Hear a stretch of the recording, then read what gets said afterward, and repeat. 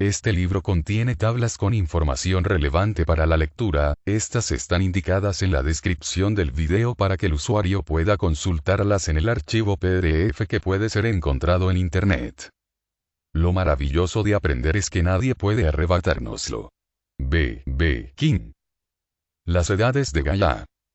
Una biografía de nuestro planeta vivo. Por James Lovelock.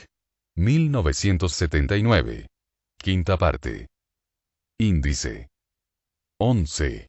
Dios y Gaia. 12. Epílogo. 13. Referencias y lecturas adicionales. 11. Dios y Gaia. Canto a Gaia, madre de todas las cosas, la antigua, firmemente asentada en sus fundamentos, que nutre todo cuanto hay de vivo en la tierra. Lo que camina sobre el suelo y lo que avanza por el mar o vuela por el aire. Todo vive, oh Gaia, por ti. De ti reciben los hombres sus hijos y los frutos tan hermosos. En ti está el dar vida y tomarla a los hombres mortales. Himno homérico 30. Las fotografías, como las biografías, a menudo revelan más acerca del artista que sobre el tema de que tratan. Quizás es por ello por lo que las fotografías de pasaporte, tomadas de manera automática en cabinas automáticas, parecen tan faltas de vida. ¿Cómo podría una simple máquina captar el alma de un individuo, sentado rígidamente y mirando fijamente al ojo ciego de la cámara? Intentando escribir acerca de Dios y Gaia comparto algunas de las limitaciones de una cámara mecánica, y sé que este capítulo mostrará más de mí mismo que de mis temas. Entonces, ¿por qué intentarlo? Cuando escribí el primer libro sobre Gaia no tenía la menor idea de que sería tomado como un libro religioso. Aunque pensé que el tema era fundamentalmente científico, no hay duda de que muchos otros lectores opinaron de otra manera.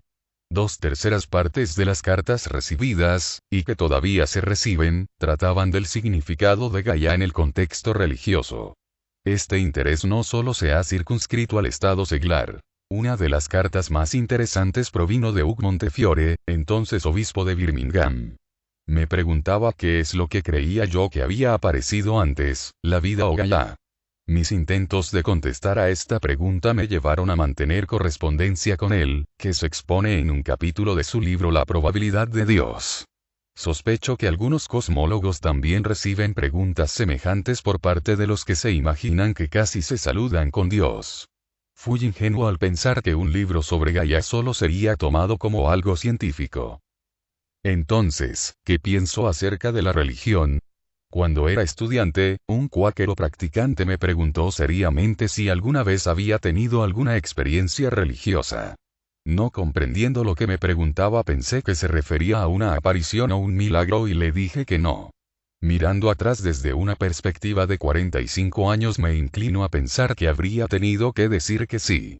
La vida misma es una experiencia religiosa.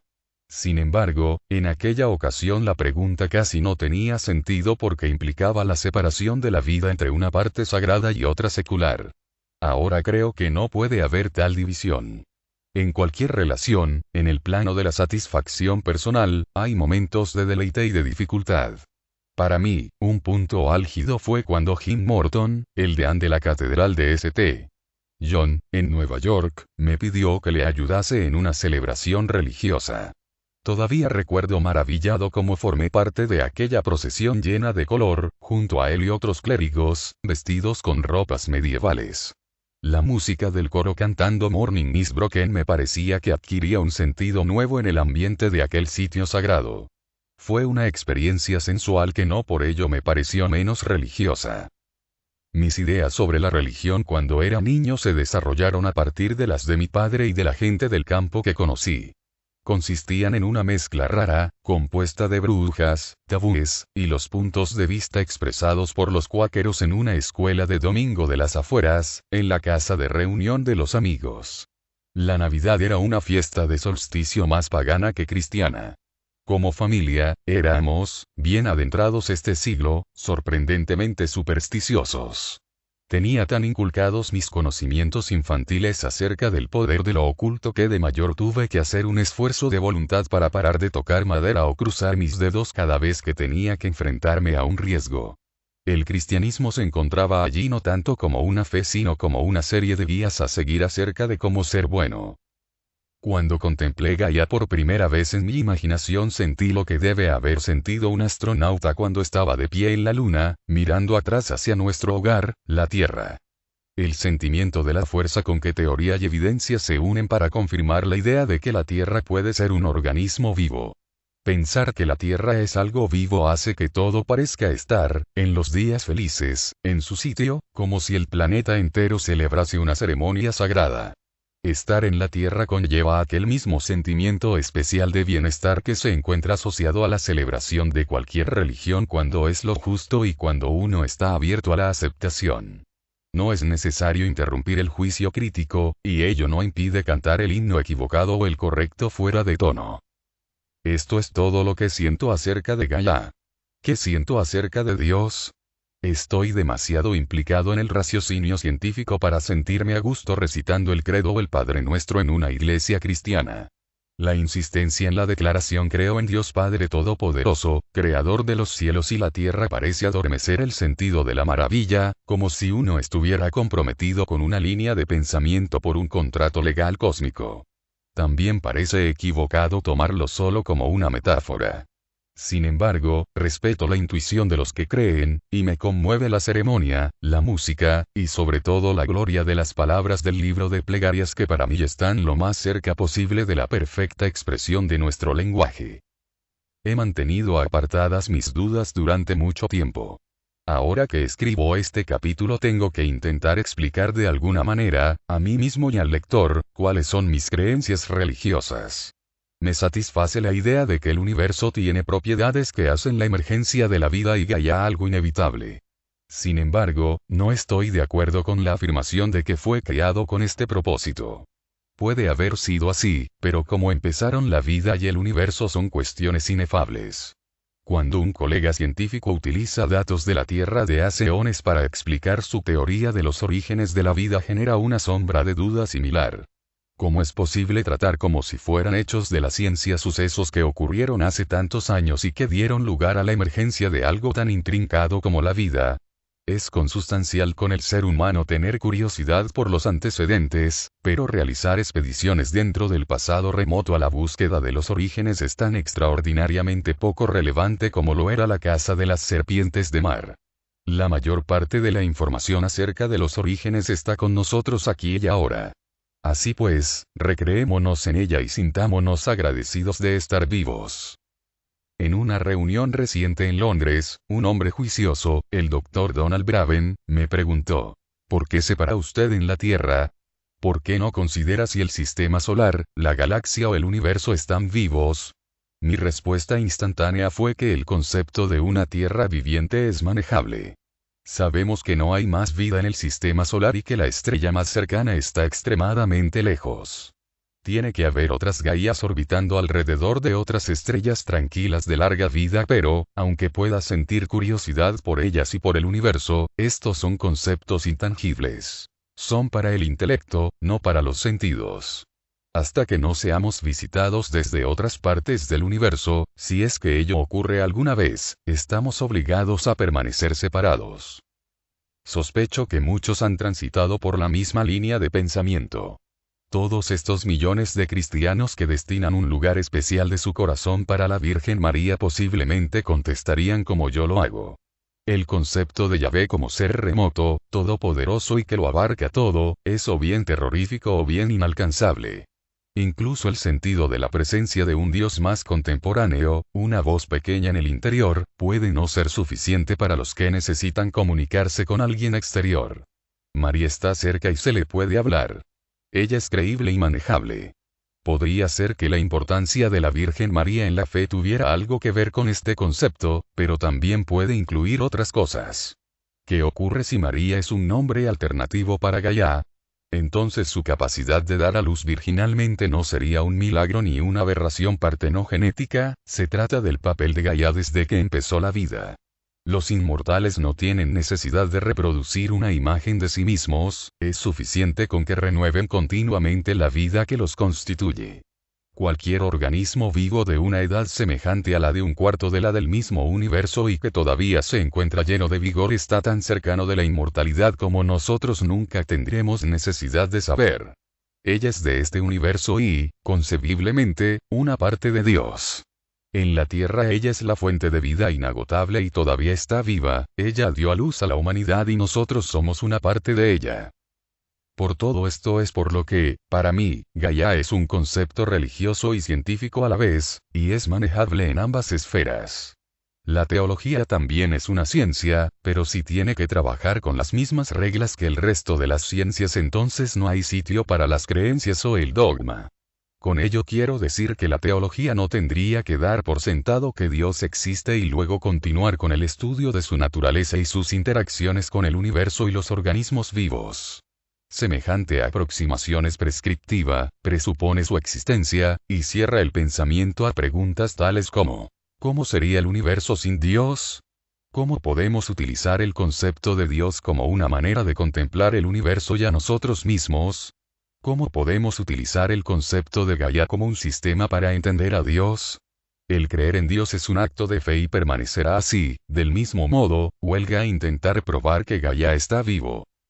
En su lugar, Gaia tendría que ser un modo de ver el mundo, a nosotros mismos y a nuestra relación con los seres vivientes. La vida de un científico que es un filósofo de la naturaleza puede ser profundamente religiosa. La curiosidad es una parte del proceso íntimo del amor. Ser curioso y conocer el mundo natural da lugar a una relación amorosa con él. Puede ser tan profunda que no pueda articularse, pero se trata sin lugar a dudas de buena ciencia. Los científicos creativos, cuando se les pregunta cómo llegaron a un gran descubrimiento, frecuentemente dicen: lo sabía intuitivamente, pero costó varios años de trabajo demostrárselo a mis colegas. Comparemos esta idea con la de William James, el filósofo y psicólogo del siglo XIX, en las variedades de la experiencia religiosa.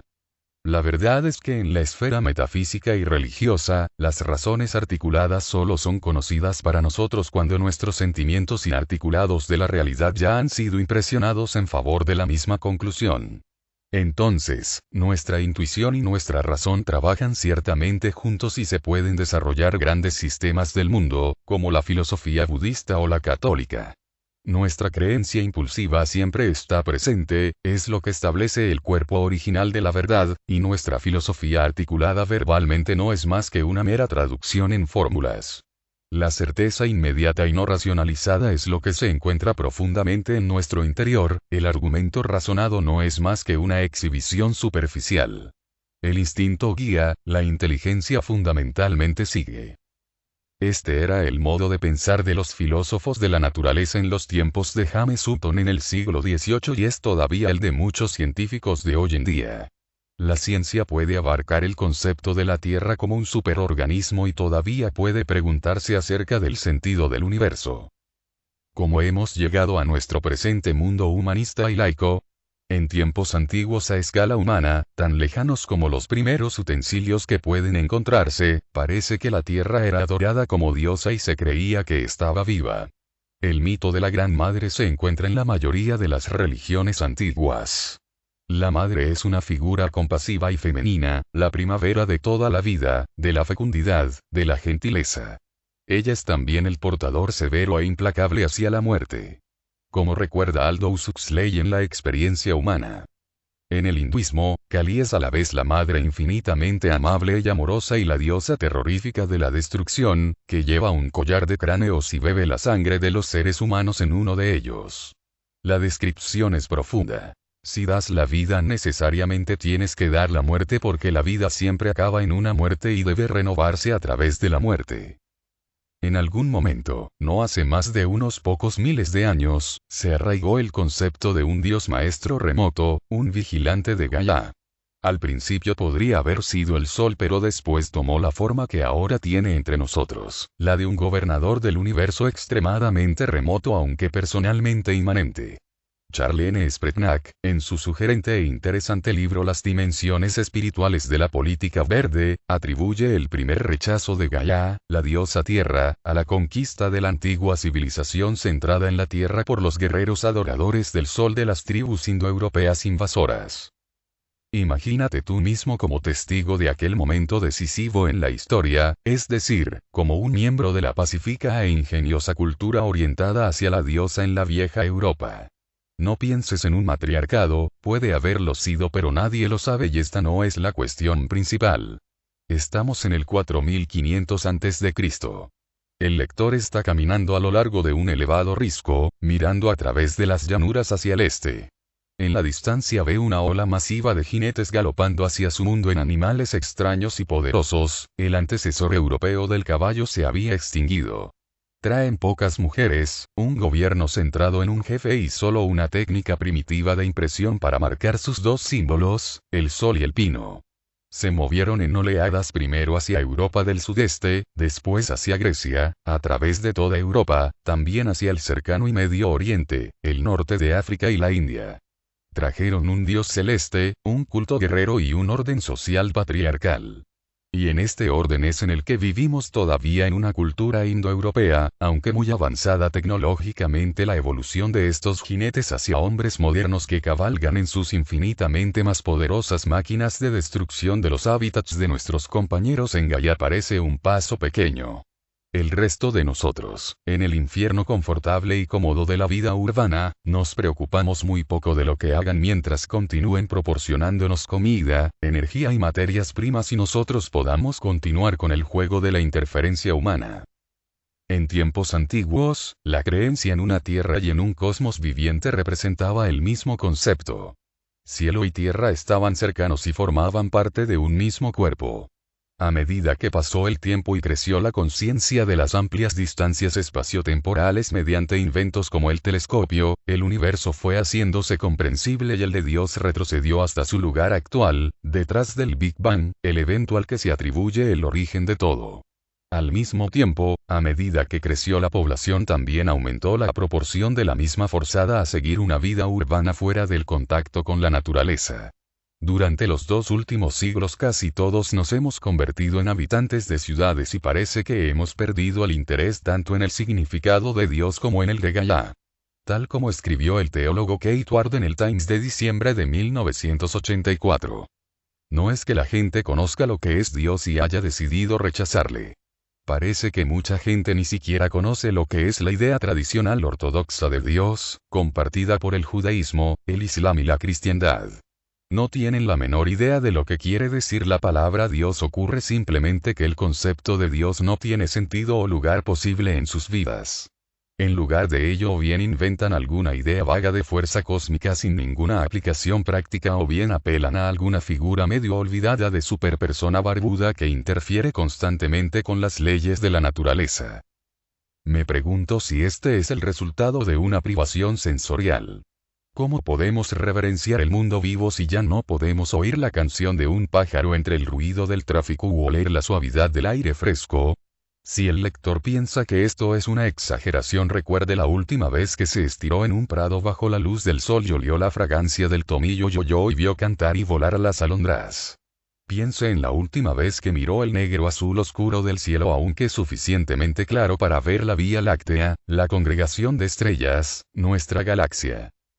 La atracción de la ciudad es seductora. Sócrates dijo que no pasa nada interesante fuera de sus límites y mucho más tarde el Dr. Johnson expresó su concepto de la vida en el campo. Un campo verde es como otro cualquiera. Muchos de nosotros estamos atrapados en este mundo de la ciudad, una comedia de enredo interminable, y a menudo jugamos el papel de espectadores, no el de actores. Es interesante tener comentaristas sensibles como Sir David Attenborough, que lleva el mundo natural con sus imágenes de bosques y vida salvaje a las pantallas de la televisión de nuestras habitaciones suburbanas. Sin embargo, la pantalla de televisión solo es una ventana y raramente lo suficientemente transparente como para poder ver el mundo exterior. Nunca nos puede retrotraer al mundo real de Gaia. La vida de la ciudad refuerza y corrobora la herejía del humanismo, la devoción narcisista a los intereses exclusivamente humanos. El misionero irlandés Sean McDonagh escribió en su libro Cuidar la Tierra: los 20.000 millones de años de amor creativo de Dios solo se interpretan como el escenario en que se celebró el drama de la salvación humana, o como algo esencialmente pecaminoso en sí mismo que necesitaba transformación. Los dominios de las grandes religiones ahora se encuentran en los últimos baluartes de la existencia rural, en el tercer mundo de los trópicos. En todas las demás partes, Dios y Gaia, que en tiempos se consideraban juntas y respetadas, ahora se encuentran divorciadas y desconsideradas. Como especie que casi hemos renunciado a pertenecer a Gaia y hemos dado a nuestras ciudades y a nuestros países los derechos y responsabilidades de la regulación ambiental, luchamos para mantener las relaciones humanas de la vida urbana aunque todavía suspiramos por el mundo natural. Queremos ser libres para conducir nuestro coche en el campo C en las zonas silvestres sin contaminar. Cuando lo hacemos queremos comernos el pastel y conservarlo. Aunque semejante esfuerzo puede ser humano y comprensible, es ilógico. Nuestros humanistas se preocupan por los pobres del interior de las ciudades o del tercer mundo y nuestra obsesión casi obscena con la muerte, el sufrimiento y el dolor, como si fueran el mal en sí mismos. Estos pensamientos distraer la mente de nuestro dominio enorme y excesivo sobre el mundo natural. La pobreza y el sufrimiento no han sido enviados, son las consecuencias de lo que hacemos.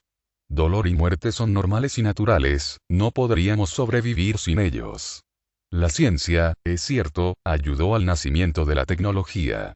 Cuando conducimos nuestros coches y escuchamos noticias de lluvia ácida en la radio, hemos de recordar que nosotros, personalmente, somos los contaminadores. Nosotros, no alguna figura diabólica vestida de blanco, compramos los coches, los conducimos y ensuciamos el aire. Por tanto somos responsables, personalmente, de la destrucción de árboles por el smog fotoquímico y la lluvia ácida.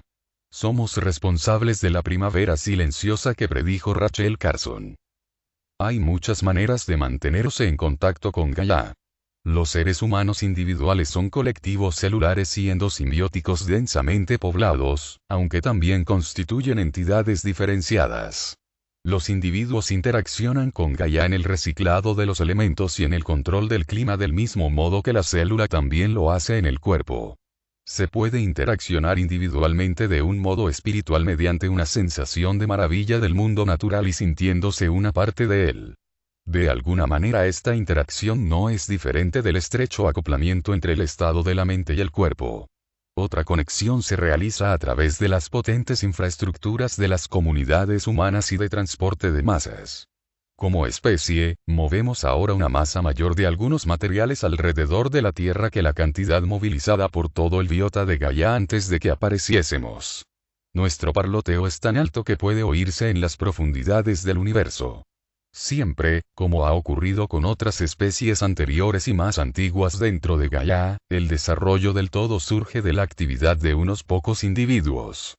Los nidos urbanos, los ecosistemas agrícolas, lo bueno y lo malo, provienen de las consecuencias de la rápida retroalimentación positiva que empieza a partir de la inspiración de un individuo. Una mala interpretación frecuente de mi idea de Gaia es que soy el paladín de la complacencia, que proclamo que los efectos de la retroalimentación siempre protegerán el medio ambiente de cualquier daño serio que pueda causar el hombre. A veces se expresa de una manera más cruda como la Gaia del Overlock da luz verde a la industria para que contamine a su gusto. La verdad es casi diametralmente opuesta. Tal como la veo, Gaia no es una madre cariñosa y tolerante con las malas conductas, ni tampoco es una damisela frágil y delicada en peligro por las acciones humanas. Es severa y ruda, siempre manteniendo el mundo cálido y habitable para aquellos que obedecen las reglas, pero despiadada en la destrucción de los que las transgreden. Su objetivo inconsciente es un planeta adaptado para la vida.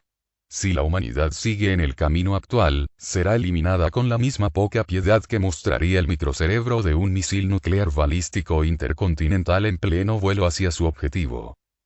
Lo que he escrito hasta ahora ha sido un testamento construido alrededor de la idea de Gaia. He intentado mostrar que Dios y Gaia, teología y ciencia, incluso física y biología no están separadas sino que forman una única línea de pensamiento. Aunque soy un científico, escribo como un individuo, y mis ideas probablemente son menos comunes de lo que me gustaría pensar. Por tanto, déjenme decir algo de lo que la comunidad científica tiene que decir al respecto. En ciencia cuanto más se descubre más caminos quedan abiertos para la exploración. En ciencia es común que cuando las cosas son vagas y poco claras, el camino sea como el de un borracho vagabundeando en zigzag. A medida que nos tambaleamos y poco a poco nos damos cuenta de que nuestros juicios aturdidos señalan en la dirección equivocada, cruzamos sobre el camino verdadero y nos movemos casi tan lejos por el lado contrario igualmente equivocado. Si todo va bien, nuestras desviaciones disminuyen y el camino converge hacia el verdadero, pero nunca sigue completamente. Es una mera versión del viejo dicho in vino veritas. Esta manera de encontrar la verdad es tan natural que a menudo programamos nuestros ordenadores para resolver problemas demasiado tediosos para nosotros mismos, obligándoles a seguir el mismo método de ensayo y error, tambaleándose en un camino lleno de escollos. El proceso se dignifica y mixtifica llamándole iteración, aunque el método es el mismo. La única diferencia es que se realiza tan deprisa que el ojo nunca ve los titubeos. Hemos perdido el conocimiento instintivo de lo que es la vida y de nuestro papel dentro de Gaia. Nuestros intentos de definir la vida se encuentran en un estadio muy parecido al del paseo del borracho. Los dos vértices opuestos que representan los extremos de la iteración se pueden ilustrar mediante un debate filosófico espléndido que se ha desarrollado durante los pasados 20 años entre los biólogos moleculares por una parte y la nueva escuela termodinámica por la otra. El libro de Jacques Monod del azar y la necesidad, publicado por primera vez en 1970, presenta de manera hermosa y clara un planteamiento riguroso y científicamente sólido basado en la creencia de un universo materialista y determinista. El otro vértice está representado por aquellos que, como Erich Hans, creen en un universo autoorganizado. Dicho planteamiento se refiere a la termodinámica de procesos irreversibles, de la que constituyen un ejemplo las estructuras disipativas como las llamas, torbellinos y la vida misma. Aunque los participantes son conocidos y respetados en el mundo anglosajón, una gran parte de este debate se ha desarrollado en francés, y por tanto muchos de nosotros nos hemos perdido las partes más divertidas. Lo esencial de la controversia consiste en una actualización de la antigua batalla entre los holistas y los reduccionistas. Tal como nos recuerda Monod. Algunas escuelas de pensamiento, todas más o menos consciente o inconscientemente influidas por Hegel, ponen en cuestión el valor de planteamientos analíticos para problemas tan complejos como los seres vivos. De acuerdo con estas escuelas holistas que, como el ave fénix, renacen en cada generación, el planteamiento analítico, reduccionista, está condenado al fracaso por su intento de reducir las propiedades de una organización compleja a la suma de las propiedades de sus partes. Se trata de una disputa estúpida y desenfocada que únicamente pone en evidencia la falta total de comprensión de lo que es el método científico por parte de los holistas y el papel crucial que juega el análisis en él. ¿Cuán lejos podría ir un ingeniero marciano que intentase entender un ordenador terrestre rechazando por principio la disección de los componentes electrónicos básicos de la máquina que ejecutan las operaciones del álgebra proposicional? Estas fuertes palabras se encontraban en la edición de 1970 del azar y la necesidad. Quizás son mantenidas en la actualidad con un criterio menos extremo, aunque sirven para expresar en forma adecuada cuál era, y todavía es, una parte de la corriente de opinión científica. Nadie duda que haya ciencia reduccionista honesta y clara que nos ha permitido descifrar varios de los secretos del universo, o lo que no es menos importante, de las macromoléculas de los seres vivos que llevan la información genética de nuestras células. Sin embargo, por muy claro, fuerte y poderoso que sea este tipo de pensamiento, no es suficiente en sí mismo para explicar los hechos de la vida. Consideremos el ingeniero marciano de Jacques Monod. Hubiera sido una buena idea trocear con un lote de herramientas y desmontar de manera analítica el ordenador que encontró. O hubiera sido mejor, como paso inicial, ponerlo en marcha y examinarlo como un sistema completo. Si el lector tiene alguna duda con respecto a la respuesta a esta pregunta, baste considerar la idea de que este ingeniero marciano hipotético era un ordenador inteligente y el lector mismo el objeto que examinaba. Por el contrario, en 1972, Ilya Prigogine escribió: "No es una inestabilidad sino una sucesión de inestabilidades lo que permite cruzar la tierra de nadie entre vida y no vida. Solo empezamos a desenredar algunas etapas". Este concepto de orden biológico lleva automáticamente a una apreciación borrosa del papel del azar y la necesidad para recordar el título de un trabajo bien conocido de Jacques Monod. Las fluctuaciones que permiten al sistema apartarse de los estados cercanos al equilibrio termodinámico representan el aspecto estocástico, la parte jugada por el azar. Por el contrario, la inestabilidad ambiental, el hecho de que las fluctuaciones se incrementarán, representa la necesidad. Azar y necesidad colaboran en lugar de oponerse el uno al otro. Estoy totalmente de acuerdo con Monod en que la piedra angular del método científico es el postulado de que la naturaleza es objetiva. El verdadero conocimiento nunca puede obtenerse atribuyendo intenciones a los fenómenos. Sin embargo, con la misma fuerza, niego que los sistemas nunca sean nada más que la suma de sus partes. El valor de Gaia en este debate es que se trata del organismo vivo más grande. Se puede analizar tanto como un sistema global como, de un modo reduccionista, una colección de partes. Este análisis no necesita distorsionar ni la individualidad ni la funcionalidad de Gaia más de lo que haría el movimiento de una sola bacteria comensal en la superficie de la nariz de uno. Prigogine no fue el primero en identificar las insuficiencias de la termodinámica del equilibrio. Tenía muchos predecesores ilustres, entre ellos los físico-químicos J. W. Gibbs, L. Onsager y K. G. Denbigh, que exploraron la termodinámica del estado estacionario. Sin embargo, fue el gran físico Ludwig Boltzmann quien señaló verdaderamente el camino para entender la vida en términos termodinámicos. Cuando leí el libro de Schrödinger ¿Qué es la vida?, a primeros de los 60, me di cuenta por primera vez de que la vida planetaria se manifestaba por el contraste entre el estado cercano al equilibrio de la atmósfera de un planeta muerto y el desequilibrio exuberante de la Tierra. Cuando pasamos de la claridad meridiana del mundo real a la tierra de pesadilla de las estructuras disipativas, ¿qué aprendemos que haga la próxima sacudida vacilante menos errónea que las anteriores? He adquirido del punto de vista del mundo de Prigogine la confirmación de la sospecha de que el tiempo es una variable a menudo ignorada. En particular, muchas de las contradicciones aparentes entre estas dos escuelas de pensamiento parece que se resuelven si se contemplan a lo largo de una dimensión temporal en lugar de espacial. A través de estructuras disipativas hemos evolucionado desde un mundo de moléculas simples a las entidades más permanentes de los organismos vivos. Cuanto más nos alejamos del presente, tanto hacia el pasado como hacia el futuro, mayor es la incertidumbre. Darwin tenía razón cuando no quiso entrar en ninguna consideración acerca de los orígenes de la vida. Como ha dicho Jerome Rothstein, las restricciones de la segunda ley de la termodinámica impiden que nunca podamos conocer algo acerca del origen o del final del universo. El mundo antiguo del arcaico vive en nuestros intestinos y en los de los demás animales. También en Gaia todavía vive el primitivo mundo caótico de estructuras disipativas que precedió a la vida. Un descubrimiento reciente y relativamente desconocido de la ciencia es que las fluctuaciones a cualquier escala, desde la viscosidad a la meteorología, pueden ser caóticas. No existe un determinismo completo en el universo, muchas cosas son impredecibles como una ruleta perfecta. Un ecólogo colega mío, C.S. Hollin, ha observado que la estabilidad a largo plazo de los ecosistemas depende de la existencia de inestabilidades internas caóticas. Estos bolsillos de caos dentro del sistema gaiano más grande y estable sirven para probar los límites impuestos por las leyes físicas a la vida. De este modo se asegura el oportunismo de la vida y no queda ningún nicho por descubrir. Por ejemplo, vivo en una región rodeado por granjeros que crían ovejas. Es sorprendente ver cómo los jóvenes corderos, mediante su exploración continua de mis setos limítrofes, pueden encontrar el camino hacia la mejor hierba de mi terreno, en donde no hay animales paciendo. El comportamiento de la gente joven no es muy diferente. Mi motivación para especular acerca de la guerra entre holistas y reduccionistas es ilustrar cuán polarizada puede encontrarse la propia ciencia.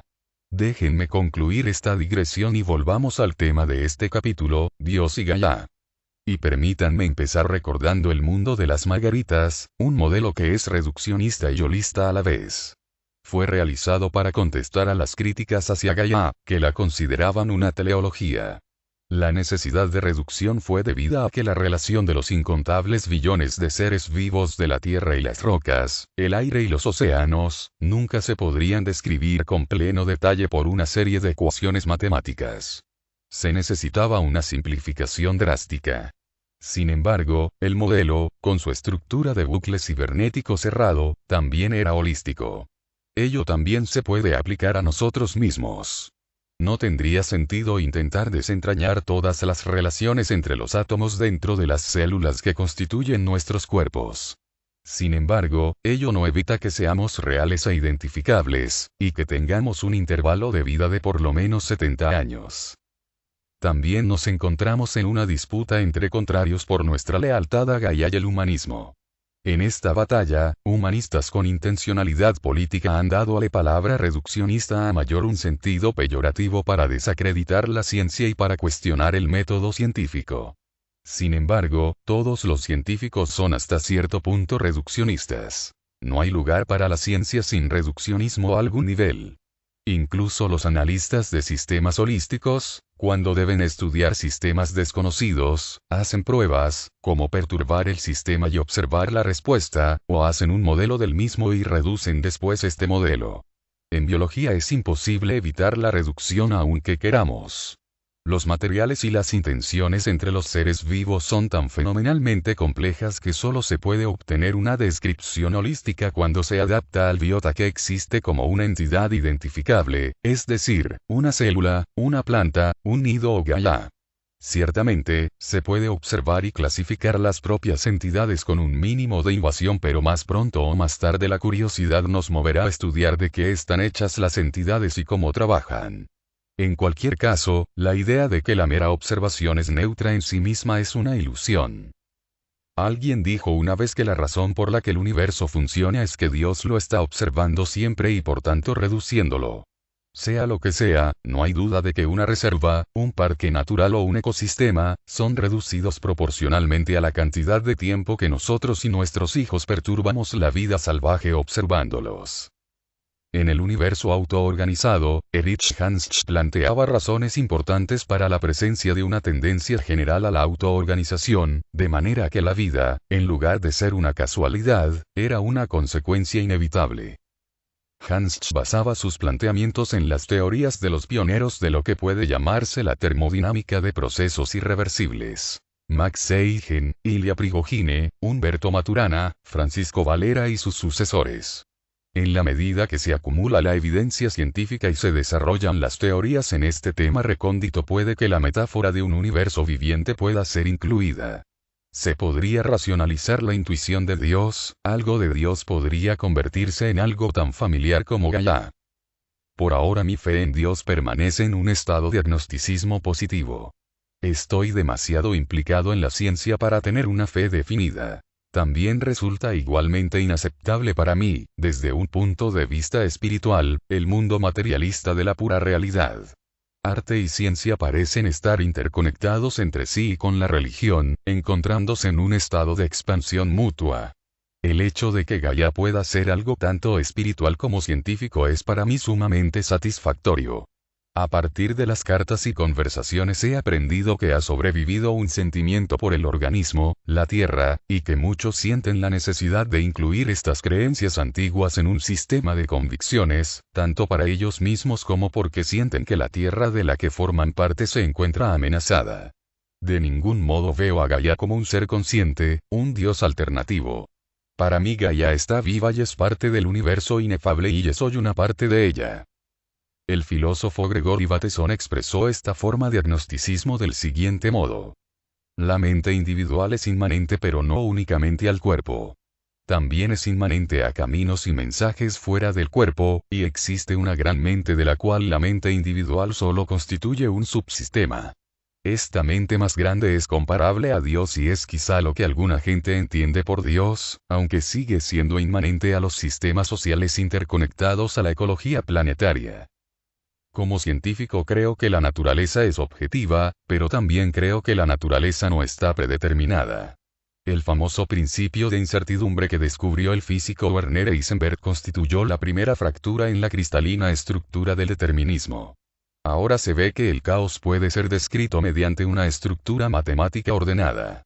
Esta nueva forma de comprensión teórica clarifica la práctica de la predicción meteorológica. Antes se creía, tal como había establecido el físico francés Laplace, que si se disponía de un conocimiento suficiente, y en la actualidad ello quiere decir capacidad de cálculo de ordenador, se podría predecir cualquier cosa. Fue emocionante descubrir que hay un caos real y honesto amablemente repartido por todo el universo y empezar a entender por qué es imposible en este mundo predecir algo aparentemente tan sencillo como si va a llover mañana en algún punto concreto. El caos verdadero está aquí como una contrapartida al orden. El determinismo se ve reducido a una colección de fragmentos, como joyas que han caído en la superficie de un cuenco de brea. La ciencia tiene sus modas. Algo que está garantizado que atraerá interés y empezará una moda nueva es la exploración de una patología. La salud es mucho menos interesante que la enfermedad. Me acuerdo bien de una visita que hicimos como escolares al Museo de la London School of Hygiene and Tropical Medicine en la que se mostraban modelos de tamaño natural de gente infectada por enfermedades tropicales. Aunque no tan bien hechos, tenían un aspecto tan extraño y tan horrible que se podían comparar con los horrores profesionalmente descritos en las figuras de cera de Madame Tussauds. La vista de los modelos de tamaño natural de las víctimas de elefantiasis o lepra y la consideración de su sufrimiento hicieron soportables las agonías adolescentes de un niño en edad escolar. La ciencia contemporánea está igualmente fascinada por patologías de tipo matemático. La ecología teórica, que ya hemos comentado, se ha concentrado más en el estudio de los ecosistemas enfermos que de los sanos. Los caprichos de la meteorología son más interesantes que la estabilidad a largo plazo del clima. La creación continua nunca ha tenido una oportunidad frente a la patología extrema del Big Bang. El interés de la ciencia por las patologías tiene una relación curiosa con la religión. Los matemáticos y los físicos se encuentran, sin darse cuenta, dentro de la demonología. Les gusta investigar teoría de catástrofes o atractores extraños. Luego buscan entre sus colegas de otras ciencias ejemplos de patologías que se adapten a sus curiosos modelos. Quizá tendría que explicar que en matemáticas un atractor es un estado de equilibrio estable, como un punto en el fondo de un cuenco suave al que siempre irá a descansar una bola. Hay igual que puntos, los atractores también pueden ser líneas, planos o volúmenes y son lugares donde los sistemas tienden a sentarse para descansar. Los atractores extraños son regiones caóticas de dimensión fractal que actúan como agujeros negros, dibujando las soluciones de las ecuaciones de sus dominios desconocidos y singulares. Los fenómenos del mundo natural como la meteorología, la enfermedad o los fracasos de los ecosistemas se caracterizan por la presencia de atractores extraños en el aparato de sus matemáticas, estando a acecho como bombas de relojería, zonas de inestabilidad, fluctuaciones cíclicas o simplemente caos. El aspecto notorio de los organismos vivos reales y sanos es su habilidad aparente para controlar o limitar estas influencias desestabilizadoras. Parece que el mundo de las estructuras disipativas, amenazado por la catástrofe y parasitado por atractores extraños, es el mundo antecedente de la vida y de Gaia, y al mismo tiempo constituye un submundo que todavía existe. La evolución estrechamente ligada del medio ambiente físico y las entidades autopoyéticas de la previda dieron lugar a un orden nuevo de estabilidad, el estado asociado con Gaia y con todas las formas de vida saludable. La vida y Gaia son básicamente inmortales incluso a pesar de estar compuestas de entidades que por lo menos incluyen estructuras disipativas, un encuentro curioso entre los atractores extraños y otros generadores de caos que construye el mundo imaginario de las matemáticas y los demonios de las creencias religiosas antiguas. Un paralelismo que va más allá e incluye una asociación con enfermedad en lugar de salud, hambre en lugar de abundancia, tempestad y no calma. Un santo de esta rama fascinante de las matemáticas es el francés Benoît Mandelbrot. A partir de sus expresiones en dimensiones fractales se pueden producir ilustraciones gráficas de todo tipo de paisajes naturales. Líneas costeras, cadenas de montañas, árboles y nubes, todos ellos de una realidad impresionante. Sin embargo, cuando el arte científico de Mandelbrot se aplica a atractores extraños vemos, de forma gráfica, las imágenes coloreadas vívidamente de un demonio o un dragón. La teoría de Gaia puede parecer aburrida en comparación con esos exotismos. Una cosa como la salud se considera garantizada hasta que falla. Ello puede ser el motivo por el que tan pocos científicos y teólogos están interesados por ella y prefieren la exploración del universo o de los orígenes de la vida a la exploración del mundo natural que les rodea. Encuentro difícil explicar a mis colegas por qué prefiero trabajar y vivir solo en las profundidades del campo. piensan que debo perderme todo el interés de la exploración. Prefiero una vida con Gaia ahora y aquí, y mirar atrás solo a esta parte de la historia que es cognoscible, no a lo que pudo haber sido antes de que ella se convirtiese en un ser. Un amigo me preguntó que si, eso es así, ¿por qué escogí dedicar una parte tan importante de este libro a la historia de la Tierra? Encuentro que la manera más fácil de explicar mis razones de esta inconsistencia aparente es mediante una fábula. Imaginemos una isla en medio de un cálido mar azul con playas de arena. El bosque exuberante de detrás de estas abre el camino hacia unos pequeños picos montañosos que dibujan una forma aguda y clara en el horizonte distante.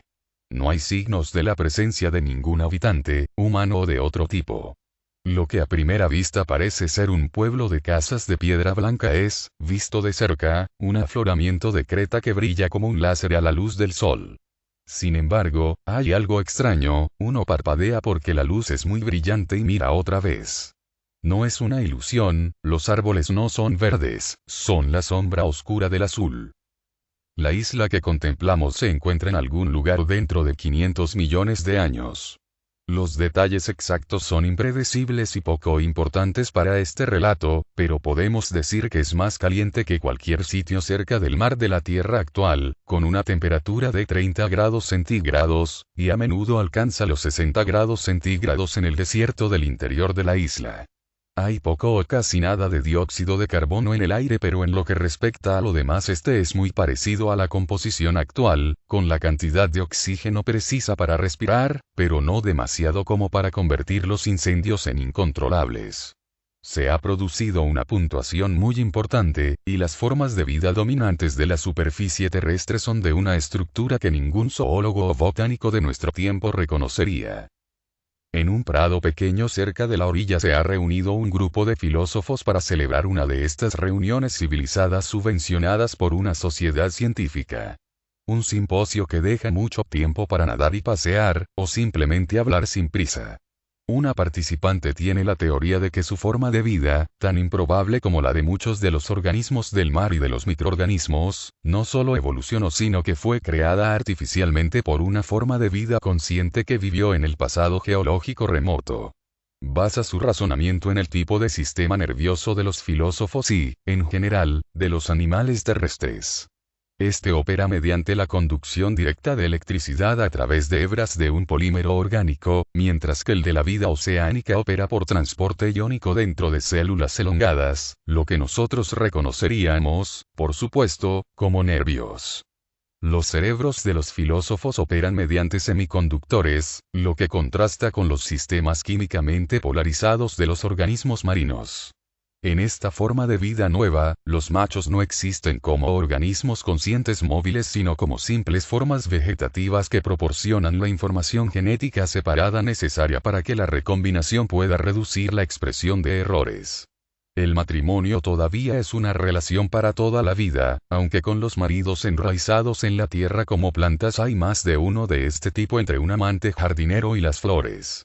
Nuestro filósofo argumenta que semejante sistema nunca podría haberse originado por azar sino que tiene que haber sido manufacturado en algún momento en el pasado. Como era de esperar, su teoría no es bien recibida. No solo se encuentra fuera del paradigma de la ciencia de aquellos tiempos sino que los teólogos y los escritores de cuentos imaginarios encuentran que este concepto repugna su idea de un origen único y espontáneo de un planeta vivo. Volver a la energía creacionista es inaceptable. Estos ocupantes de una futura Atlantis no tienen necesidad de hablar o escribir. La posesión de un sistema nervioso electrónico hace que el hablar sea redundante, son capaces de utilizar radiofrecuencias para comunicarse directamente una amplia variedad de imágenes e ideas. A pesar de estas ventajas y de su sabiduría superior no son, como las ballenas de hoy en día, ni expertos en mecánica ni están interesados en los mecanismos. Siendo así, la idea de hacer un artefacto tan intrincado como un cerebro o un sistema nervioso están fuera de su comprensión y por tanto, de su mentalidad, fuera de las capacidades de una forma de vida anterior. El aspecto principal de esta fábula pretende argumentar que no es necesario conocer los detalles intrincados del origen mismo de la vida para comprender la evolución de Gaia y de nosotros mismos. De manera semejante, la consideración de estos lugares remotos de antes y después de la vida, cielo e infierno, puede ser irrelevante para el descubrimiento de una forma de vida decorosa.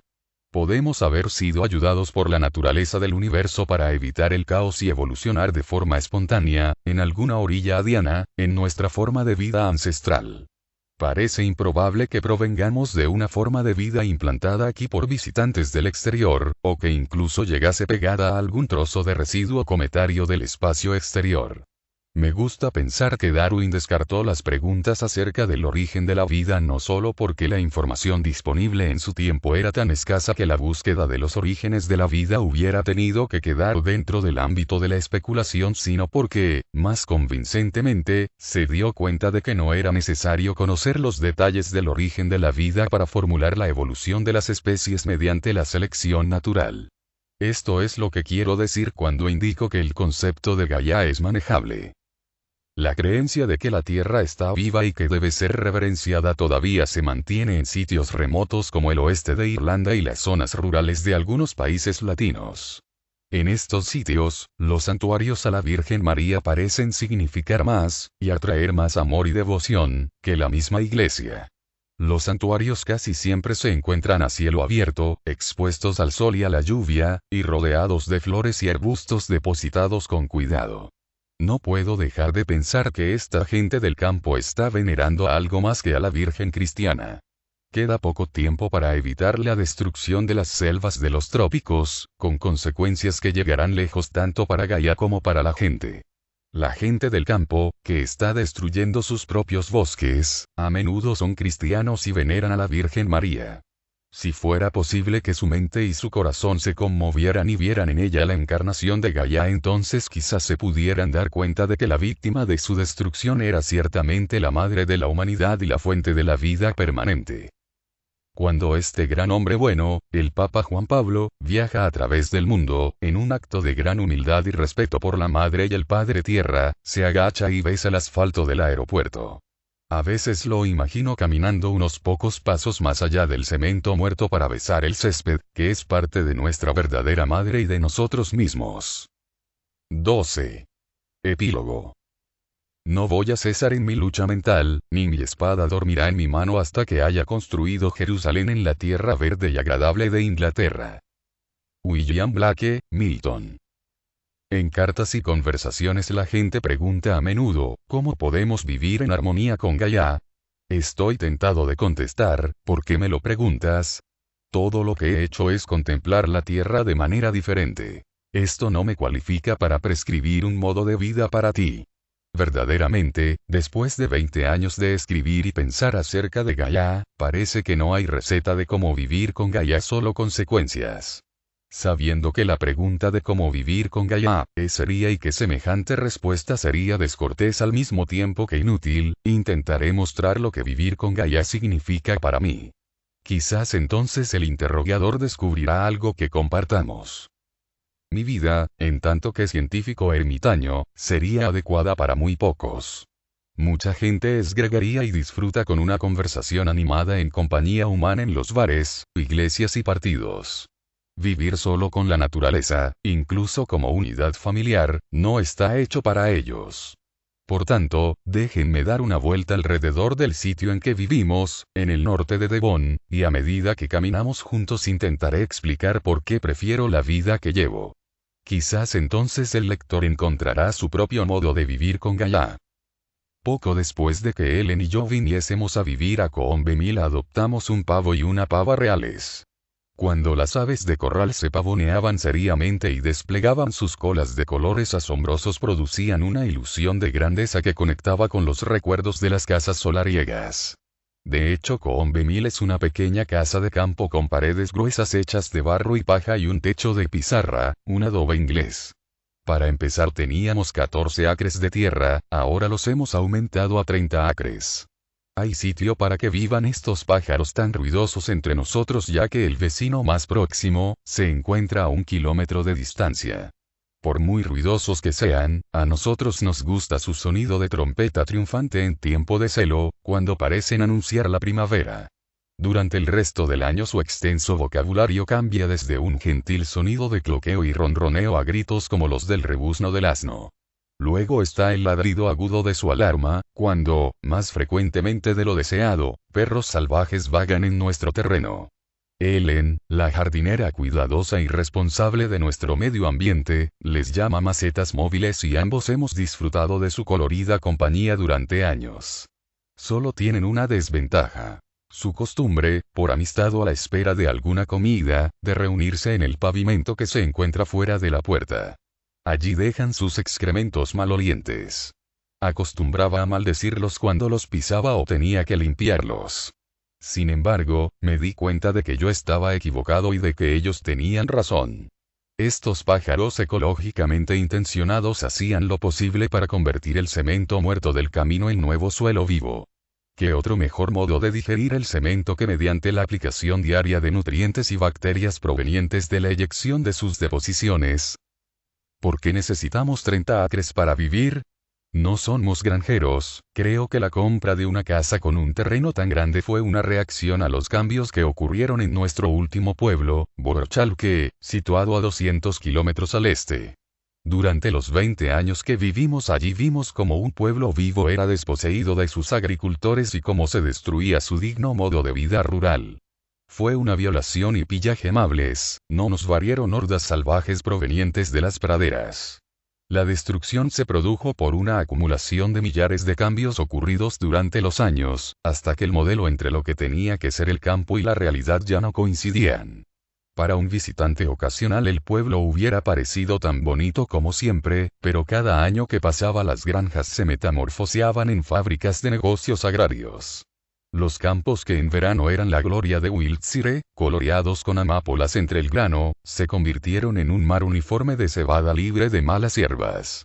Prados que antaños fueron jardines de flores salvajes fueron labrados y sembrados con un único tipo de hierba altamente productiva.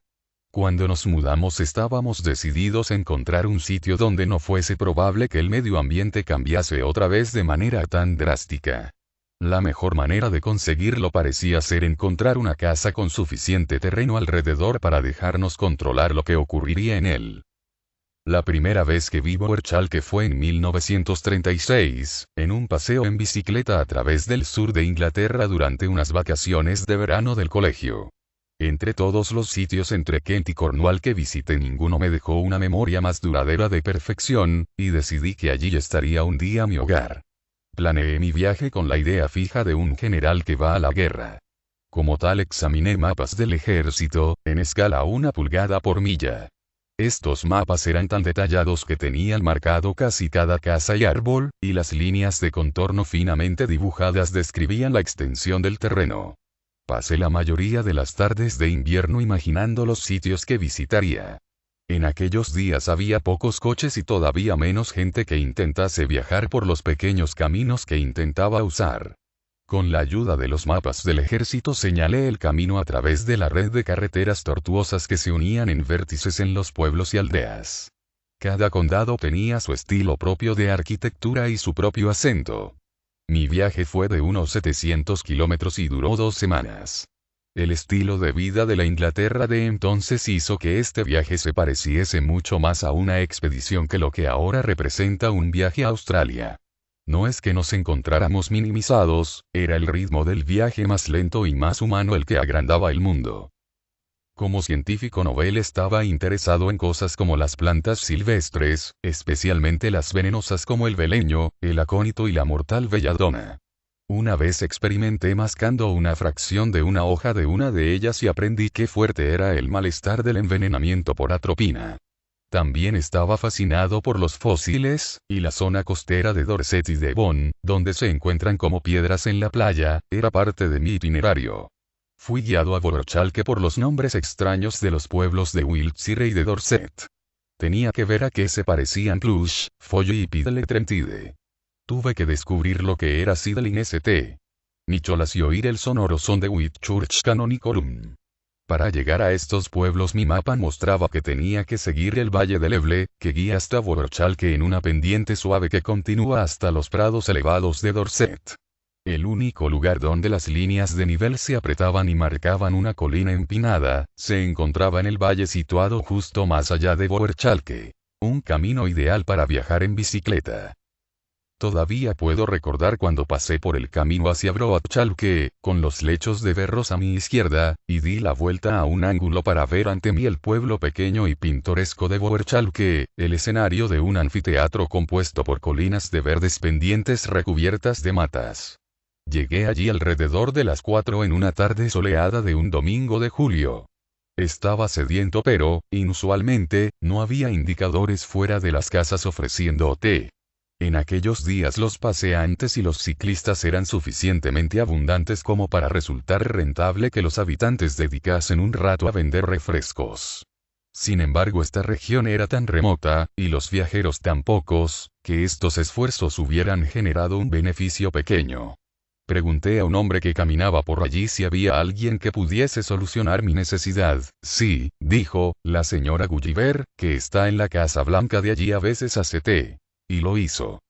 Fue el recuerdo de la plácida tranquilidad de Boerchalke, cuando el campo y la gente se fundían en un natural decoro, libre de cualquier pátina de ciudad, lo que hizo que permaneciese en mi mente y lo que me llevó allí otra vez 20 años después para edificar el hogar de mi familia. El acto reciente de destrucción del campo inglés es un vandalismo casi sin parangón en la historia moderna. Hace una centuria Black se dio cuenta de la amenaza de estos negros molinos satánicos, pero nunca supo que un día se extenderían hasta que toda Inglaterra fuera una fábrica de harina. La humanidad y la naturaleza han evolucionado conjuntamente para formar un sistema que mantiene una rica diversidad de especies, algo que inspiró a los poetas e incluso a Darwin, quien escribió sobre el misterio de esa amalgama enmarañada. Era tan familiar, tan dado por supuesto, que nunca nos dimos cuenta de ello hasta que ha desaparecido. Si alguien propusiese construir una carretera nueva a través de la Catedral de Salisbury, la reacción sería inmediata. Sin embargo, los granjeros recibieron dinero del Ministerio de Agricultura para emular las llanuras, estos desiertos fabricados por el hombre en donde no crece otra cosa que el grano y no vive nada más que los granjeros y su ganado. La tromba anual de máquinas grandes y numerosas y el vertido generoso de pesticidas y herbicidas aseguraron que todo, excepto algunas especies de plantas e insectos resistentes, fuese eliminado. Los granjeros al viejo estilo no lo pudieron digerir y dejaron la tierra a jóvenes agricultores graduados en la facultad, que trabajaban como ejecutivos para instituciones ciudadanas. Un viejo granjero me dijo: no llevo una granja para ser un mecánico en una fábrica. Pero todo ello era maravillosamente eficaz y pronto Inglaterra producía más alimento del que se podía comer. La destrucción todavía continúa. Incluso aquí en Devon, los setos y los sotos siguen cayendo bajo las sierras eléctricas y las excavadoras. Rachel Carson acertó en su triste predicción de una primavera silenciosa, pero nos ha llegado no solo por el envenenamiento por pesticidas, como ella imaginó, sino por el ataque en todos los frentes a los enemigos de los granjeros. Malas hierbas, plagas y bichos. Los pájaros necesitan un sitio para anidar y dónde mejor que en los setos, estos maravillosos bosques alineados que antaño dividían nuestros campos. El gobierno, con la ayuda de funcionarios negligentes, ha pagado subsidios generosos a los granjeros para arrancar los setos, hasta que la vida silvestre ha sido destruida. Esto es tan efectivo como si el terreno hubiera sido rociado con pesticidas. Los ecologistas, que deberían de haber visto lo que estaba pasando y protestar antes de que fuese demasiado tarde, estaban demasiado ocupados luchando en batallas urbanas, o haciendo manifestaciones fuera de las plantas de energía nuclear. Su batalla, aunque reivindicasen otra cosa, era mucho más contra la autoridad, representada por el monolítico Comité Directivo de la Energía Eléctrica. Denunciaron los aerosoles venenosos porque eran productos de las odiadas industrias químicas multinacionales. Sin embargo, fueron muy pocos los amigos de la tierra que protestaron por las granjas de negocio agrícola, o se dieron cuenta de la labor del ejército mecanizado de excavadoras y taladoras trabajando para que el paisaje fuera estéril, solo útil para la siembra, de grano del año siguiente. No hay excusa para su descuido. Marion Showard, en su libro emotivo y bien editado, El robo del campo, dijo todo esto que he dicho y mucho más. Para los que ven el mundo en términos de un conflicto entre sociedades humanas y grupos de poder, mi punto de vista personal sobre el cambio de paisaje puede parecer irrelevante y obsesivo. También está la gran mayoría en cualquier lugar, tanto si se encuentra dentro de la comodidad de las viviendas urbanas con aire acondicionado del primer mundo, o en la miseria de una ciudad de chabolas. ¿Quién debe ser culpado en mayor grado por la destrucción? Sin lugar a dudas son los científicos y los agrónomos que trabajaron para hacer que la agricultura fuera más eficiente. La experiencia de falta de alimentos hasta un punto cercano a la muerte por hambre fue un estímulo poderoso para hacer las islas británicas autosuficientes en alimentos. Lo sé porque yo constituía una pequeña parte de ello. En mi papel como inventor ayudé a mis amigos y colegas del Grassland Research Institute cerca de Stratford-upon-Avon en los años 40. La intención era el aumento del rendimiento de las granjas inglesas pequeñas. Me acuerdo de los sermones a los jóvenes agricultores acerca de la ineficacia de los setos que dificultaban el movimiento libre de las máquinas alrededor del campo, en el desperdicio de los prados dejados como pasto permanente en comparación con una buena cosecha de monocultivo de centeno. Nunca pensamos que el mensaje fuese oído de manera tan completa que el gobierno se animara a elaborar una ley que dio lugar a la eliminación de los setos y a la remodelación del comercio agrícola. Ni pasó por nuestra imaginación que la mayoría de los agricultores jóvenes comparten con la mayoría de jóvenes de todas partes su fascinación por los juguetes mecánicos. Nosotros, y con nosotros el gobierno, les dimos el dinero para comprar, y la licencia para utilizar, algunas de las armas más peligrosas y destructivas nunca usadas. Armas para luchar contra los enemigos del agricultor, que son cualquier otra forma de vida que no sean las cosechas, el ganado, la gente contratada y la familia del agricultor. Si alguien pudiera pensar que estoy confundido, que este era otro ejemplo de la explotación implacable hecha por un gobierno de capitalistas al servicio de unas pocas multinacionales, le recordaría que empezó a finales de los años 40, durante el periodo de gobierno laborista de posguerra, una administración segura en el poder, llena de confianza y comprometida con su ideología socialista. La destrucción del campo fue independiente de la política, se llevó a cabo a partir de buenas intenciones ayudadas por la tendencia de los funcionarios a aplicar efectos de retroalimentación positiva con subsidios, o negativa con impuestos. Los agricultores trabajan sobre márgenes muy estrechos. Pueden poseer tierra que vale hasta 1.000.000 de libras, pero sus beneficios pueden ser muy pequeños en comparación con los beneficios de una inversión sencilla. Un subsidio minúsculo puede convertir una pérdida pequeña en un rendimiento importante. El campo de la mayor parte de Inglaterra ha desaparecido y lo que queda aquí en las tierras del oeste está desapareciendo porque el gobierno continúa pagando a los granjeros un subsidio que proporciona lo justo para hacer rentable que actúen como destructores en lugar de jardineros. El subsidio pequeño para eliminar los setos ha dado lugar a la pérdida de alrededor de 100.000 millas de ellos en las últimas décadas. Un subsidio igualmente pequeño los volvería a poner en su sitio otra vez, aunque pasarían generaciones antes de que recuperasen su funcionalidad como ecosistema y devolvieran su inspiración artística al paisaje del campo. Por tanto, ¿qué debemos hacer en lugar de ello? Mi visión de una Inglaterra futura sería como la de Blake: edificar una Jerusalén en esta tierra verde y agradable. Ello implicaría volver a las pequeñas ciudades densamente pobladas, nunca tan grandes que el campo estuviera más lejos de un paseo o de un trayecto en autobús.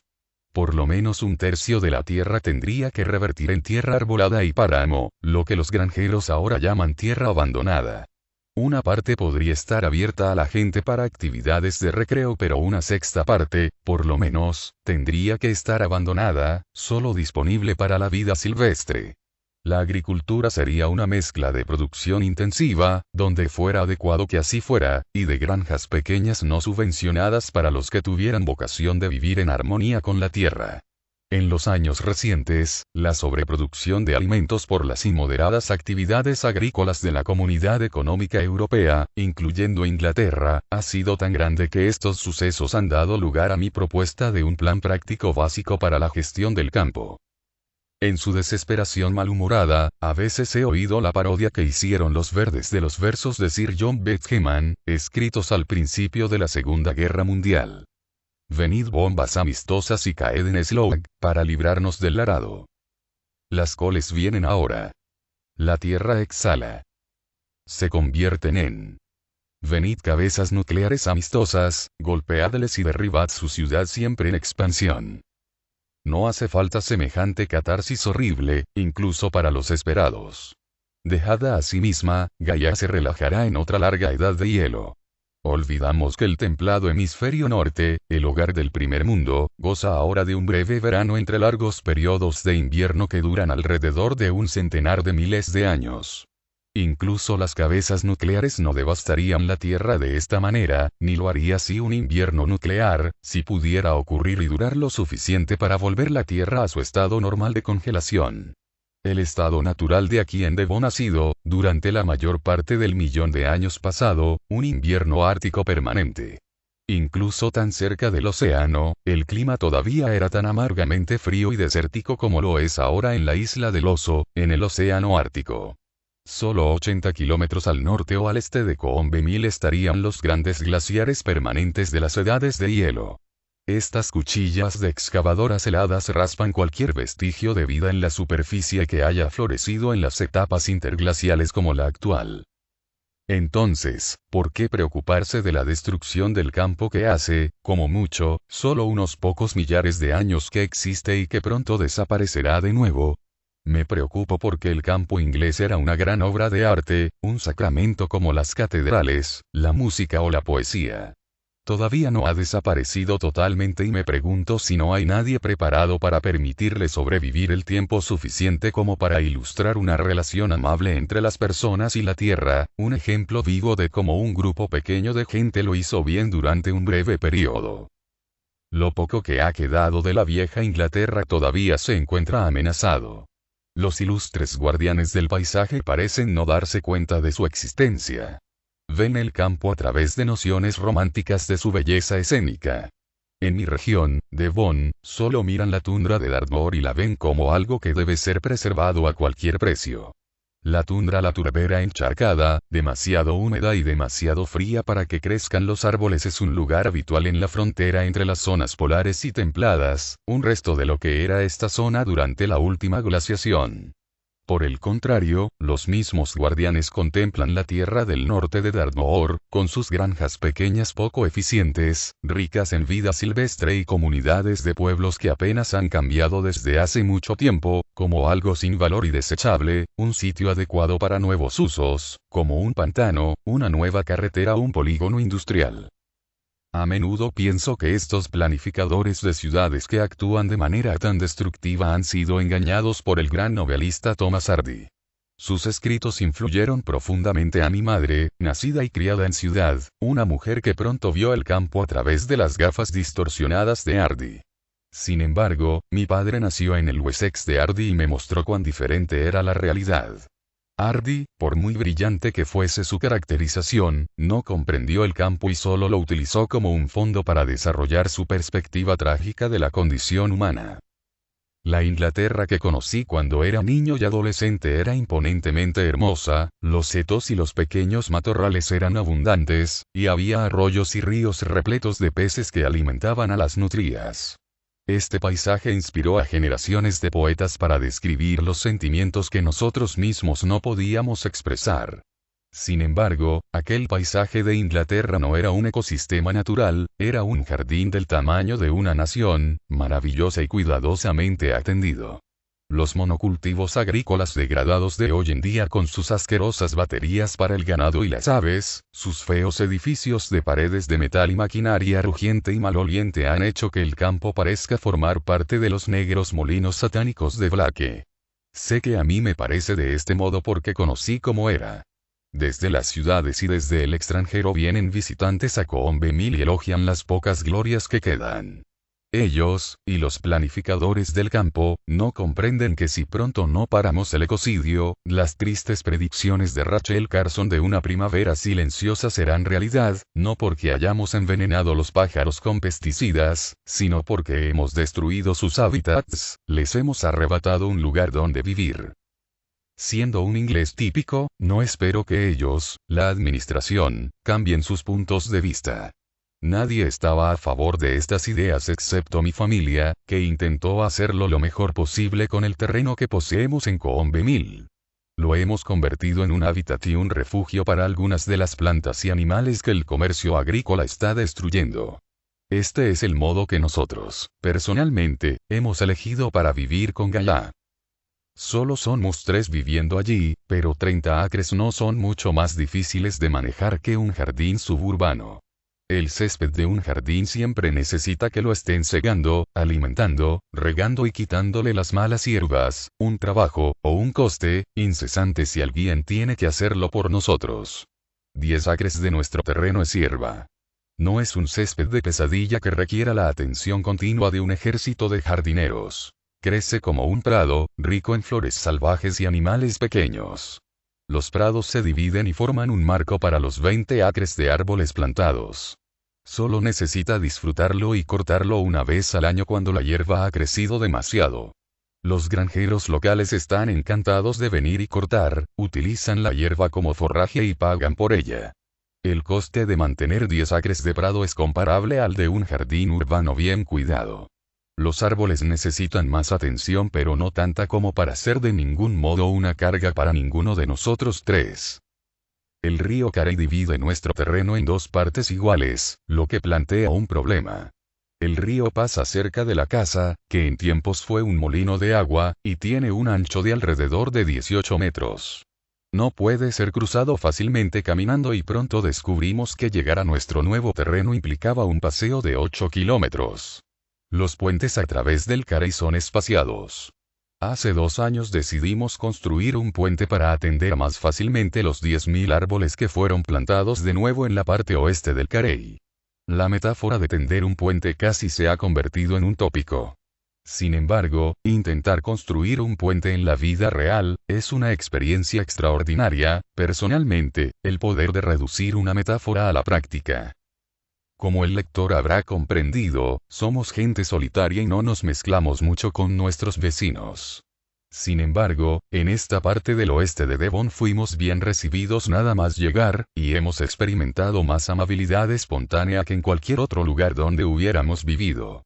Ellen, nuestro hijo John y yo estamos disminuidos físicamente de diversas maneras y por tanto contratamos una persona sana, lo que no es suficiente para hacerse cargo de un sitio como este. Dicho lugar no hubiera florecido sin los pródigos cuidados y la generosa ayuda de nuestros amigos del pueblo, Kate y Margaret Sargent. Nuestra casa y los edificios que se encuentran en el resto del lugar están hechos de barro y paja con techo de pizarra. Nunca habrían sobrevivido a las tormentas invernales si no hubiera sido por las expertas reparaciones de nuestros otros amigos del pueblo, y previos ocupantes de Coombe Mill, Ernie y Bill Orchard.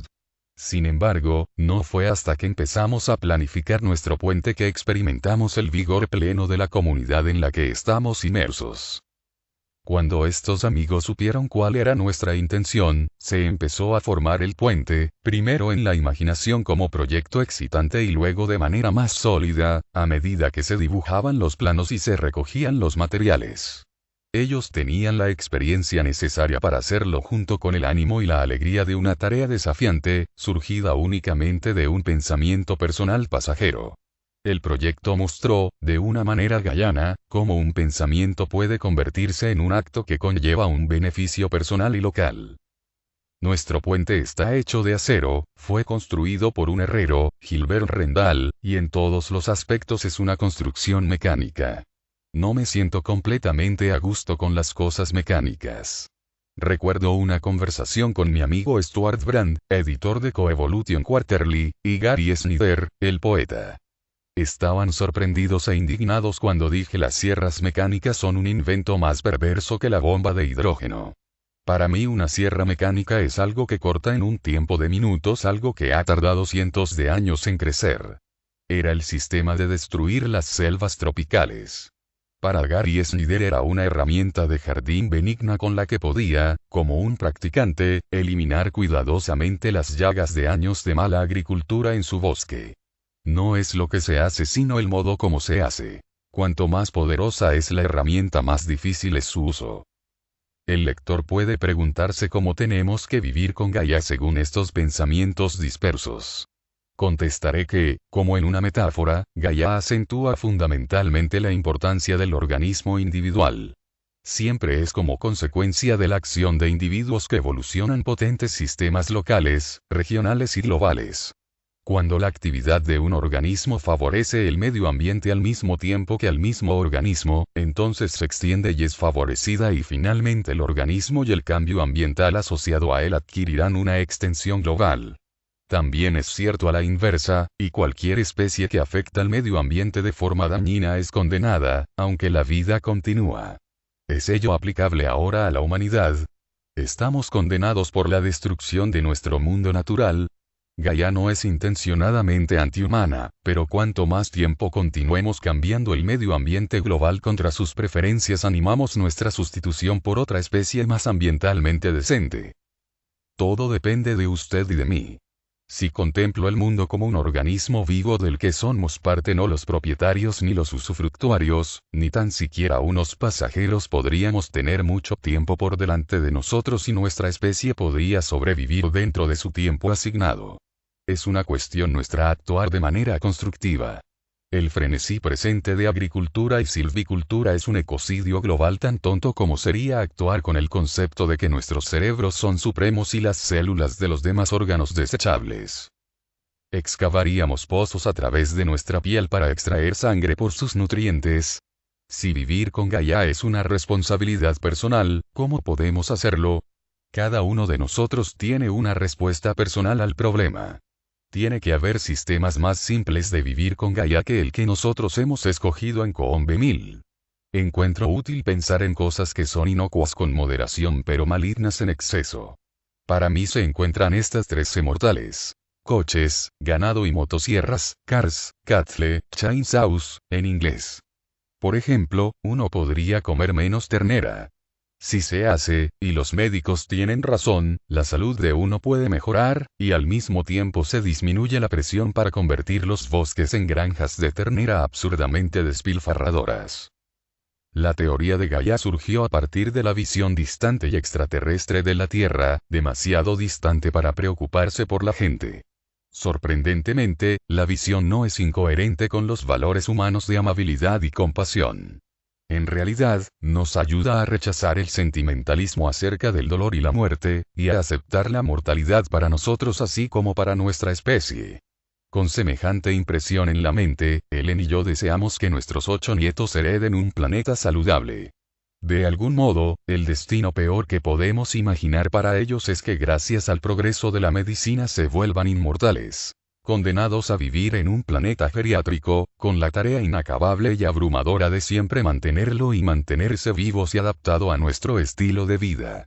Muerte y desmoronamiento son inevitables, pero constituyen un precio pequeño que pagar por la posesión, aunque breve, de la vida como individuo. La segunda ley de la termodinámica indica que la única manera de que el universo pueda funcionar es hacia abajo, encaminándose hacia una muerte por enfriamiento.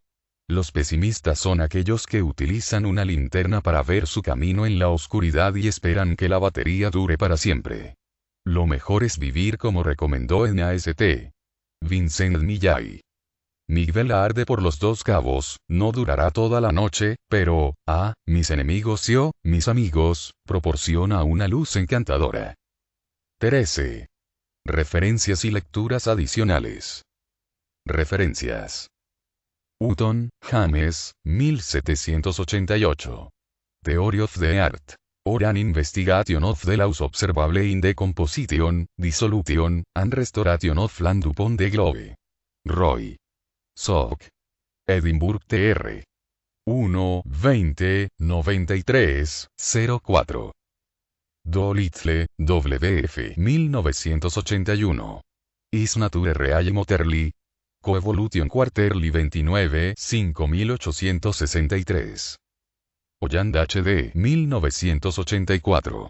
The Chemical Evolution of the Atmosphere and the Oceans. Princeton University Press 539. Lovelock, G. 1972. Gaia Ascent Through the Atmosphere. Atmospheric Environment 6 57.980. Lovelock, G. Max, R.J. y Rasmussen, Ra. 1972. Atmospheric Dimethyl Sulfide de Natural Sulfur Kitle.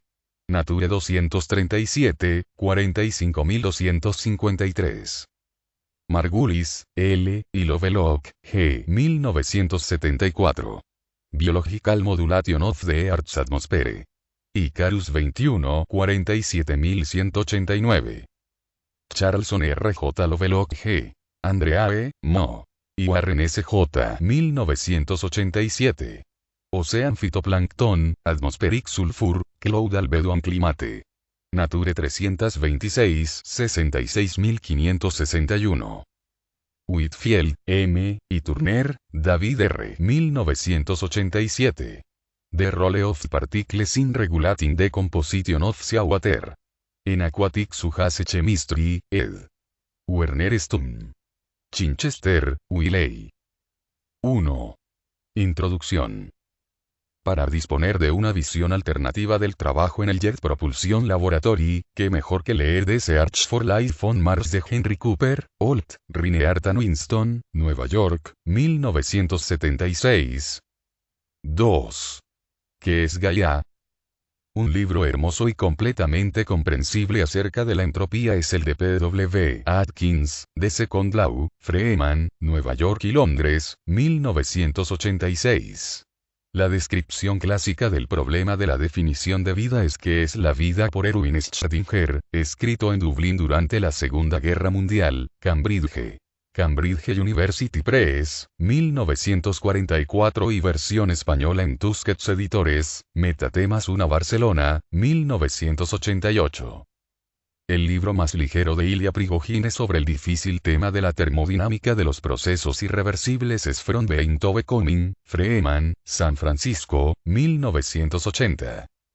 Para un relato directo de la evolución de la Tierra desde el punto de vista de los geólogos, no hay mejor libro que The Chemical Evolution of the Atmosphere and Oceans de H.D. Holland, Princeton University Press, Princeton, NJ. 1984.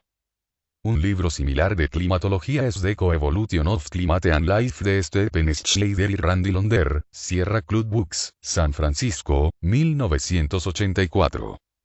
3. Explorando el mundo de las margaritas. Aquellos interesados en la teoría geofisiológica deberían leer el libro clásico de Alfred Lotka Elements of Physical Biology, Williams and Wilkins, Baltimore, 1925.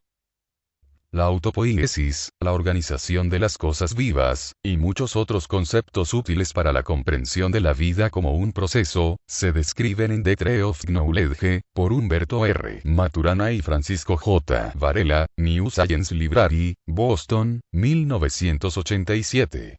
Existe versión española. El árbol del conocimiento, Debate, Madrid, 1990.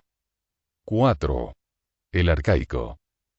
Para aquellos interesados en la síntesis de los elementos dentro de las estrellas y acerca de la vida de las estrellas en general, existe una descripción espléndida de estos sucesos asombrosos en el libro de Sir Fred Hoyle Astronomian Cosmolo, Freeman San Francisco, 1975. En Earth Life Lynn Margulis proporciona una descripción hermosa y claramente escrita de lo conocido y lo supuesto del periodo oscuro antes y después de que empezase la vida, incluyendo un retrato de la evolución de la vida incipiente, Science Books International, Boston 1982. Si el lector está interesado en los orígenes, entonces puede leer Origins of Life de Freeman Dyson, Cambridge University Press, Cambridge, 1986. Una reelaboración posterior en su libro, traducido al castellano, El infinito en todas direcciones, Tusquets, Metatemas 25, Barcelona, 1991, y Origins. A Skeptic Guide to the Creation of Life on Earth, Robert Shapiro, Summit, Nueva York, 1986. Existe versión española. Orígenes, lo que sabemos actualmente del origen de la vida, Salvat Barcelona, 1989. Un texto geológico raro que restituye el alma del nebuloso mundo arcaico es el libro de Ed Nisbet, de John Eart, Allen and Unwin, Londres, 1986. El trabajo de algunos de los pioneros en el nuevo campo de la biomineralización se describe en Biomineralization and Biological Medical Accumulation de P. Westbroek y EU. de Hong, Rey del Dordrecht 1982. Para aquellos interesados en la evolución de las células eucariotas, existe una descripción detallada en el libro de Lynn Margulis Symbiosis in Cell Evolution, Freeman San Francisco, 1981. Una descripción espléndida de los 4 eones de evolución desde nuestros ancestros microbianos se encuentra en el libro de Lynn Margulis y Rion Sagan, Microcosmos, Simon and Schuster, Nueva York, 1986. 6. Tiempos modernos. Una parte importante de la teoría de Gaia proviene de los datos acerca de la atmósfera y la química atmosférica. Un libro que resume los datos acerca de este tema de manera legible es Chemistry of the Atmospheres de Richard P. Wayne, Oxford University Press, Oxford, 1985.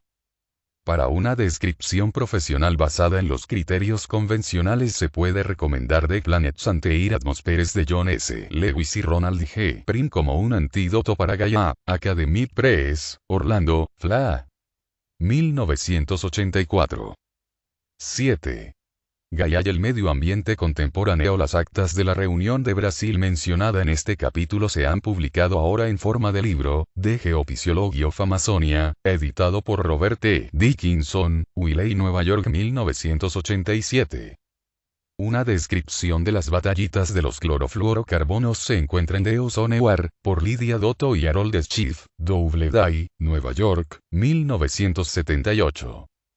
Rachel Carson queda, como Marx, como la mayor influencia después de la revolución, esta vez en pensamiento y acción ambiental.